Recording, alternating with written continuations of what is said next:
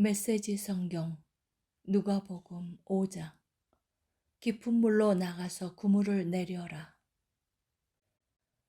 한 번은 예수께서 게네사렛 호숫가에 서 있는데 무리가 하나님의 말씀을 더 잘 들으려고 그분께로 몰려들었다.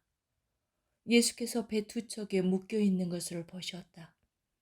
어부들이 막 배에서 내려 그물을 씻고 있었다. 예수께서 시몬의 배에 올라타셔서 배를 해안에서 조금 떨어지게 띄우라고 부탁하셨다.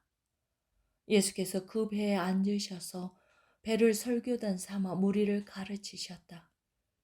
가르치기를 마치시고 나서 예수께서 시몬에게 말씀하셨다. 깊은 물로 나가서 그물을 내려 고기를 잡아라. 시몬이 말했다. 주님, 우리가 밤새도록 열심히 고기를 잡았지만 피라미 한 마리 잡지 못했습니다. 하지만 주님께서 그렇게 말씀하시니 그물을 내리겠습니다. 말을 마치자마자 그물에 더 이상 담을 수 없을 정도로 많은 고기가 가득 잡혔다. 그들은 다른 배에 있는 동료들에게 와서 도와달라고 손짓했다. 두 배에 고기가 가득 차서 배가 가라앉을 지경이었다. 이것을 본 시몬 베드로가 예수 앞에 무릎을 꿇었다. 주님, 떠나주십시오. 저는 죄인이어서 이 거룩함을 감당할 수 없습니다. 저를 내버려 두십시오. 잡은 고기를 끌어올리자 시몬과 그 곁에 있던 사람들이 모두 두려움에 사로잡혔다. 시몬의 동료의 세베대의 두 아들 야고보와 요한도 마찬가지였다. 예수께서 시몬에게 말씀하셨다. 두려워할 것도 없다. 이제부터 너는 사람을 낚게 될 것이다. 그들은 배를 해안으로 끌어올린 뒤에 그물과 모든 것을 배와 함께 버려두고 그분을 따라갔다. 변화된 삶으로 초청하시다. 어느 마을에 온몸에 나병이 걸린 사람이 있었다. 그가 예수를 보고 그분 앞에 엎드려 간청했다. 원하시면 저를 깨끗하게 하실 수 있습니다. 예수께서 손을 내밀어 그에게 대시며 말씀하셨다. 내가 원한다. 깨끗하게 되어라. 그러자 즉시 그의 살갗이 부드러워지고 나병이 깨끗이 사라졌다. 예수께서 그에게 말씀하셨다. 온 동네에 말하고 다니지 마라. 모세가 명한 대로 예물을 가지고 제사장에게 가서 너희 나은 몸을 조용히 보여라. 네 말이 아니라 깨끗해져서 순종하는 너희 삶이 내가 한 일을 증거할 것이다. 그러나 그 사람은 그 일을 자기 혼자에게만 담아둘 수 없었다. 소문이 곧 퍼져나갔다. 어느새 큰 무리가 말씀도 듣고 병도 고치려고 모여들었다. 예수께서는 할 수 있는 한 자주 외딴 곳으로 물러나 기도하셨다. 하루는 예수께서 가르치시는데 바리새인과 종교 교사들이 둘러앉아 있었다. 그들은 갈릴리와 유대 모든 마을과 멀리 예루살렘에서 온 사람들이었다. 하나님의 치유 능력이 예수께 임했다. 사람들이 중풍병자 한 사람을 들것에 실어서 데려왔다. 그들은 집 안으로 들어가 예수 앞에 그를 데려다 놓을 방법을 찾고 있었다. 무리 때문에 길을 찾을 수 없자 그들은 지붕으로 올라가 기와장을 뜯어내고 무리 가운데 계신 예수 바로 앞에 그 사람을 달아내렸다.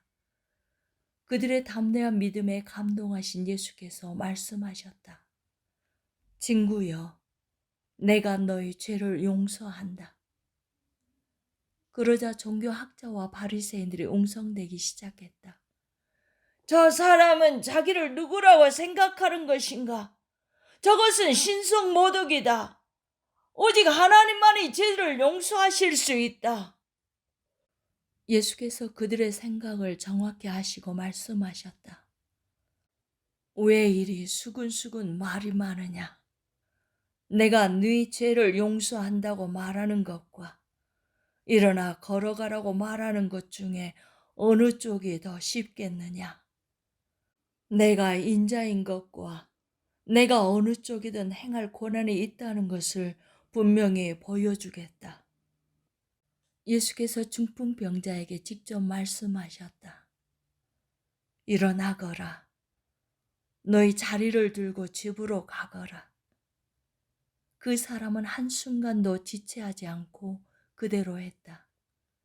일어나 담요를 들고서 하나님께 영광을 돌리며 집으로 갔다. 사람들은 도무지 믿기지 않아 자신들의 눈을 비볐다. 그러고 나서 그들도 하나님께 영광을 돌렸다. 그들이 두려움에 차서 말했다. 우리 평생에 이런 일은 처음 본다. 이 일 후에 예수께서 밖으로 나가서 레이라는 사람이 자기 일터에서 세금을 걷고 있는 것을 보셨다. 예수께서 말씀하셨다. 나와 함께 가자. 그는 예수를 따라갔다. 모든 것을 버려두고 그분과 동행한 것이다. 레이는 예수를 위해 자기 집에서 성대한 저녁 식사를 베풀었다. 세금 징수원들과 그 밖에도 평판이 좋지 않은 인물들이 저녁 식사 손님으로 와 있었다. 바리새인들과 종교학자들이 속이 잔뜩 뒤틀려서 그분의 제자들에게 다가왔다. 당신네 선생이 사기꾼과 죄인들과 함께 먹고 마시다니 이게 대체 어찌 된 일이오? 예수께서 이 말을 들으시고 분명하게 말씀하셨다. 의사가 필요한 사람이 누구냐? 건강한 사람이냐 병든 사람이냐? 내가 여기 있는 것은 영향력 있는 사람이 아니라 소외된 사람을 초청하려는 것이다. 변화된 삶, 곧 안과 밖이 모두 변화된 삶으로 그들을 초청하려는 것이다. 그들은 예수께 물었다. 요한의 제자들은 금식하고 기도하는 것으로 잘 알려져 있습니다. 바리새인들도 그렇습니다. 그런데 당신은 잔치에서 보내는 시간이 대부분인 것 같은데 어찌 된 일입니까? 예수께서 말씀하셨다. 즐거운 결혼식 중에는 빵과 포도주를 아끼지 않고 실컷 먹는다. 나중에 허리띠를 졸라맬 일이 있을지 모르지만 지금은 아니다.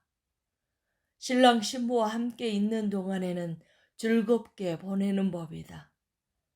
금식은 신랑이 가고 없을 때 시작해도 된다. 정겨운 축하의 모닥불에 찬물을 끼얹는 사람은 없다. 하나님 나라가 임한다는 것은 바로 이런 것이다.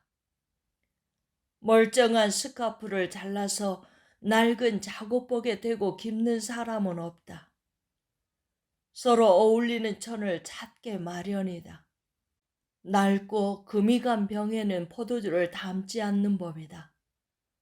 새로 담근 포도주는 단단하고 깨끗한 병에 담는다.